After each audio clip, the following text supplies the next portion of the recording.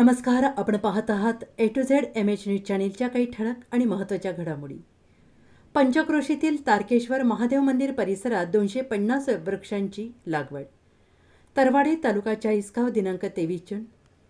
आज रोजी पंचक्रोशीतील तारकेश्वर महादेव मंदिर परिसरात वृक्षारोपणाचा कार्यक्रम तारकेश्वर महादेव भक्तांच्या सहकार्याने आणि पातोंडा, खरजई, तरवाडे पेठ, न्हावे गावातील आजी माजी सैनिक संघ आणि इतर दलातील जवान तसेच चारही गावातील वृक्षप्रेमींच्या संयुक्त विद्यमाने तारकेश्वर महादेव मंदिर परिसरात आज रोजी 250 वृक्षांची लागवड करण्यात आली.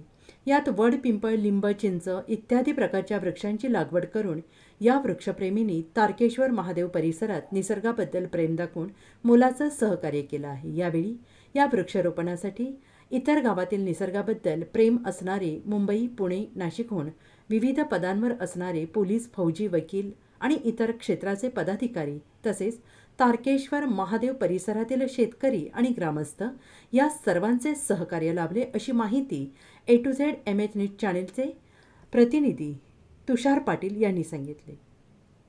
निवेदिका रिया पवार.